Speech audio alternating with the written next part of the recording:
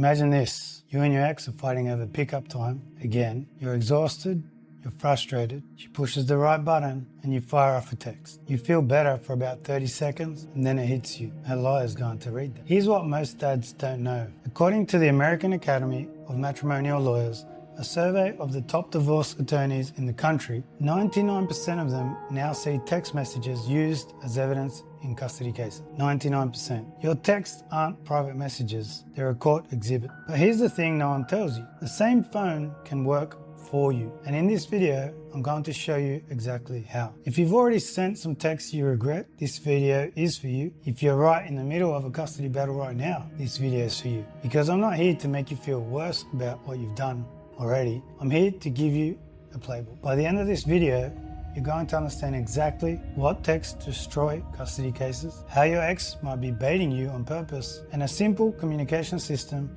that turns your phone from a liability into your strongest piece of evidence. These aren't theories, these are strategies family law attorneys actually use with their clients. And if you want to go deeper, I've got a free resource called the High Conflict Co-Parenting Survival Guide. I'll show you how to get that at the end of the video. So stay with me, because what I'm going to show you halfway through this video might completely change how you see every conversation you ever had with your ex. Let me give you the numbers, because this is bigger than most dads realize. The American Academy of Matrimonial Lawyers, it surveys roughly 1,600 of the top divorce attorneys in the United States. In 2008, 88% of them were already seeing electronic evidence used in cases. By 2012, 94% were seeing text messages specifically in court. By 2015, that number hit 99%. And of all the digital evidence in divorce and custody cases, texts are number one. More than emails, more than social media, more than anything. So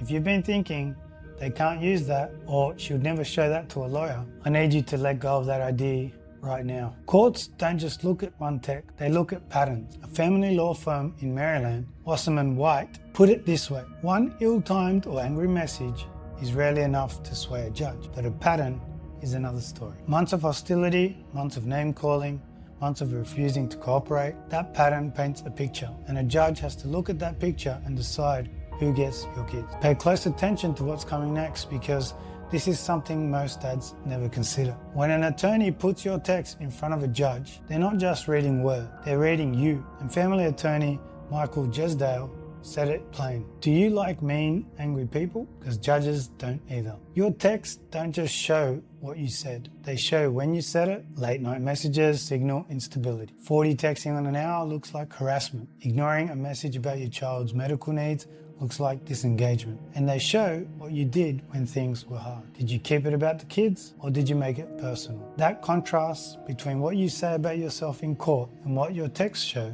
is where cases are won or lost. Wasserman White said it best: for better or worse, your phone holds a record of how you communicate, cooperate, and co-parent. And in many cases, it speaks louder than your testimony ever will. That's not scary.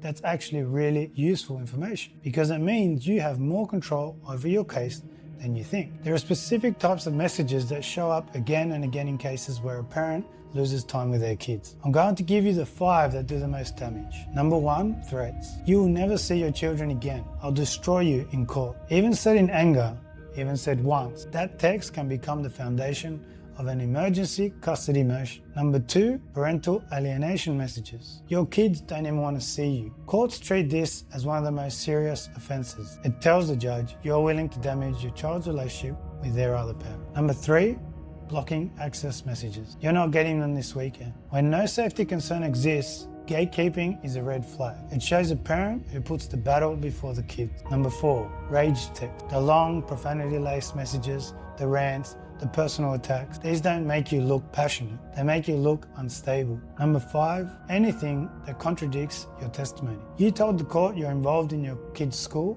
but there are 12 texts where you refuse to coordinate for school events. Credibility destroyed. Here's what all 5 of these have in common. And this is the part most dads never see coming. What I'm about to tell you might change how you see every text exchange you've ever had. The McKinney Law Group, family attorneys in Tampa, described what's really happening. In a high conflict co-parenting situation, Communication is not about solving problems, it is about power. Your ex isn't always texting you to find a solution. Sometimes they're texting you to get a reaction. The goal is to push your buttons until you respond in a way that can be screenshot, printed, and handed to their lawyer. And it works, because here's the biology of it. When you get a message that feels like an attack, your brain reads it as a threat, your stress response fires, your thinking brain goes offline, and the message you send back, that's not really you, that's survival mode talking. The Geller Law Group warned their clients, judges often see back and forth conflict as both parties being equally responsible. Even if she started it,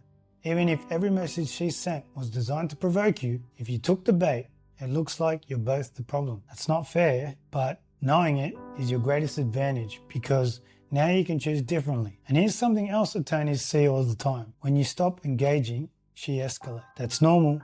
That's actually a sign it's working. And when she escalates and you stay calm, the judge sees two very different people. And here's exactly how to stay calm and turn your phone into your strongest piece of evidence. There's a method used by 500,000 people in high conflict situation. It was created by Bill Eddy, a lawyer, a therapist, and a mediator. And it's called the BIFF method, B-I-F-F. Brief, informative, friendly, firm. Let's look at brief. It's 2 to 4 sentences, that's it. Long explanations give them ammunition and invite more conflict. Informative. Facts about the kids, dates, times, logistics, not opinions, not defenses, not your feelings about what she said last Tuesday. Friendly. A simple greeting, a simple close. Thanks for the heads up. Have a good weekend. It's not fake, it's strategic, it's professional. Firm. End the conversation. No invitation for a 10-round text fight. And here's what this looks like in real life. A reactive version? How dare you say I don't care about the kids? You're the one who never shows up. If you loved your daughter, you'd know her schedule. You're impossible. The BIFF version. Molly's practice is at 6 p.m. at Central Field. Her uniform's in her backpack. Let me know if you have questions about the schedule. Same situation, very different court exhibit. Here are 2 quick tools that support this. The 24-hour rule. Never send an emotionally charged text in the moment. Draft it, leave it, and read it the next day. If you'd be embarrassed for a judge to read it, rewrite it. Co-parenting apps? Apps like Our Family Wizard and Talking Parents create an unalterable timestamp record of every message. Courts recognize them, and some judges order them.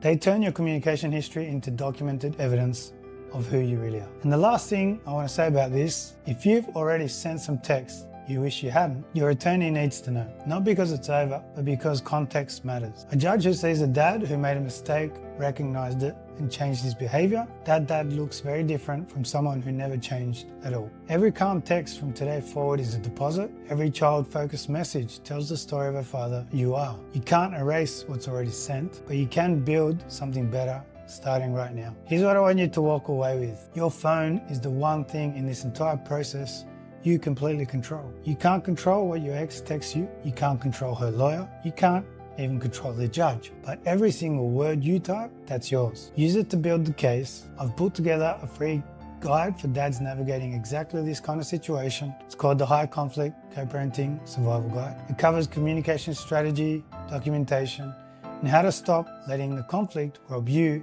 of your time with your kids. The link is in the description. Go grab it. It's free. And if you want to understand why you keep getting pulled into these text fights, even when you know better, watch this video next. It explains exactly what's happening inside your brain during those moments and how to get ahead of it. You've got this. I'll catch you on the next one.